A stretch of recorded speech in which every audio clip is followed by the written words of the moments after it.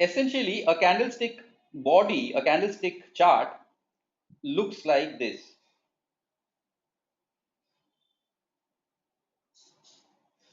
It looks like this, where this whole thing is the range of the candlestick. Range of the candlestick means from the highest point to the lowest point. Now, if this candlestick is that of one day, that is a daily chart, then this is the highest point of the day, this is the lowest point of the day. So between open, high, low and close, we know where is the high and where is the low. We don't know the open and the close. Now, if this is the open and the market went up and this is the close, then it is a positive candlestick and it is left unfilled like white, or in today's softwares it is colored a positive color like a green or a blue. On the other hand, if this is the open and that day the market fell down and it closed below, then that is a negative candlestick, and in classical candlestick it is shaded black. In classical candlestick it is shaded black, or it is given a negative color like a red.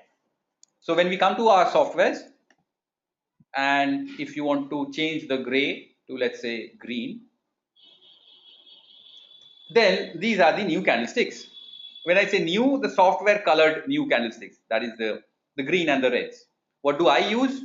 What I like to see is the conventional way, which is essentially like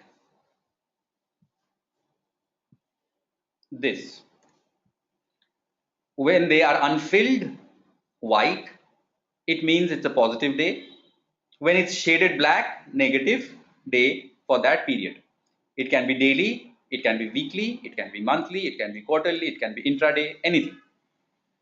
Now, this part of the candlestick, from this to this part of the candlestick, it is called the body of the candlestick.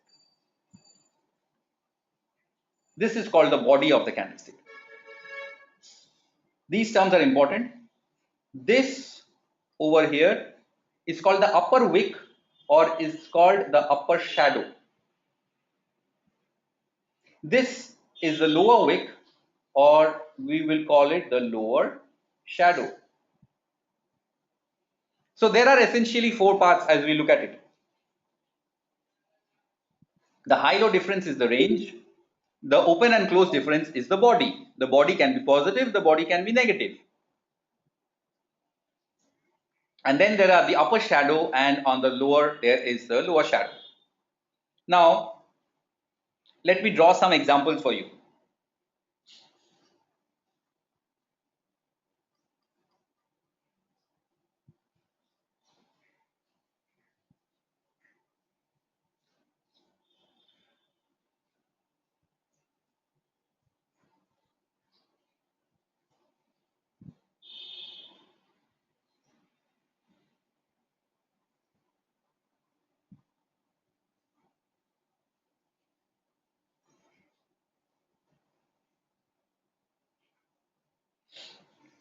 I've drawn 5 examples for you.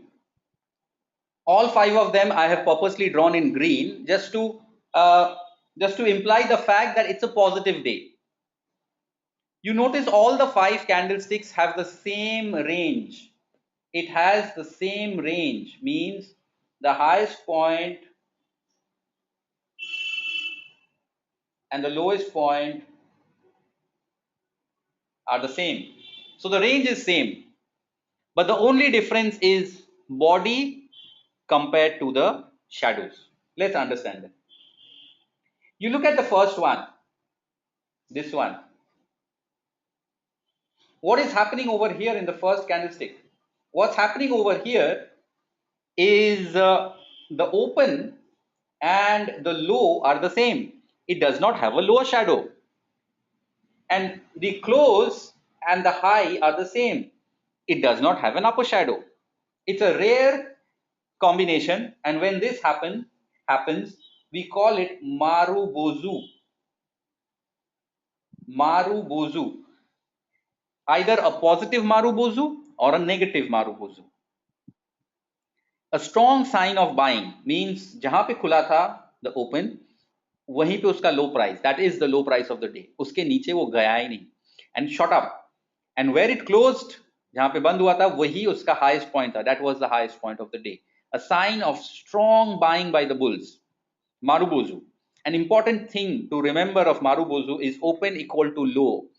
Later on I will share an intraday strategy with you, the opening highs and the opening lows, especially हम लोग इसको करेंगे जब हम लोग live session करेंगे, the opening highs and the opening lows. Marubozu. Now उसके बाजू में एक कैंडल देखिए, this is a very typical candlestick. It does not have any name per se, but I can call it a long body day. Long body मतलब इसका body is fairly long when I compare to the range. इसका जो range था, whatever was the range, the body was more or less the size of the range, little less because it has a lower shadow and it has an upper shadow. Again a sign of strong buying, not as strong as the left hand side Marubozu, but pretty strong buying. Now let's come to this one. Now what is happening as we move to the right is the shadows are getting longer, the body is getting shorter. What does this mean? The shadows are getting longer and the bodies are getting shorter means that the bulls in this case, because it's a green candle, the bulls are not able to hold on to their gains. At one point of time, the bulls went as high as over here. They went as high as at the highest point of the day, but they slipped from the highest point of the day. So they are not able to hold on, hang on to the gains that they are making. When you read these Japanese candlestick books by Steve Nissen, you will notice that he writes, and the Japanese, if you read The Art of War and other books, you'll notice that as if trading is like a war between the bulls and the bears. And it's very important that not only do you win a war, but even after winning the war, it is very, very important that you hold on to your grounds, that you occupied a fort and then you have to hold on to that fort. You should not actually give it back again. The candlestick charting techniques are compared with that of techniques in war.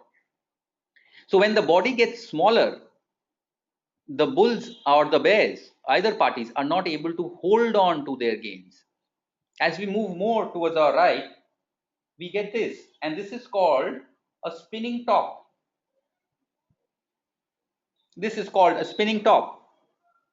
And what is a spinning top is essentially a very small body compared to a very long range, right? A very small body compared to a very long range means the bulls did all that they could. They went as high as over here. The bears took the price as low as over here. And there was a big tug of war, a big fight between the bulls and the bears. But end of the day, who wins? Essentially, no one wins because the body is very small. So this tells us that, there is not much clarity, not much clarity in terms of who has the upper edge, who has the upper hand. Is it a more of a bullish day or a bearish day? Can't say. And then come to the rightmost example. This is a doji, a very famous candlestick, a very infamous, a very misunderstood, a very well abused candlestick pattern, doji. Doji means khaya piya kuch nahi, bottle tora, glass tora, 12 ana, or something like this. It means that the bulls took the price towards the high of the day. The bears took the price towards the low of the day. Big fight between the bulls and the bears, but end of the day, no one has an upper edge. No one has an upper hand. Where was the open? There was the close. This is a doji, and a doji signifies uncertainty. Uncertainty of the trend. Let me take you to doji a little bit further because doji is extremely misunderstood. Correct. The third one, Sanjay is saying the third one has not clarity, is also not clarity. Yes. So this lack of clarity whether the market is on the upside or the downside, reduces. Look at the first one and the last one. As the shadows increase, the body shrinks. As the body shrinks, it is a sign of strong tug of war. It's a sign of a strong fight between the bulls and the bears over here. I'll take you to a deeper understanding of the doji. It is necessary. Let's say you have a rising chart, and after that you have a doji. Now, theoretically, when you read all these things, you know that this is a doji, and doji means uncertainty, and uncertainty means I don't know what will happen, so let's sell, the market will fall. Completely wrong. Well, doji means uncertainty, and this uncertainty is of the underlying trend. So you quickly ask yourself, is there a trend? Is there a trend or not, first of all? So a doji happening after a trend and a doji happening within a range, when the market is in a range, is completely different. So when there is a doji and when there is an uncertainty, uncertainty of what? See, when the market is in a range, it's already bloody uncertain.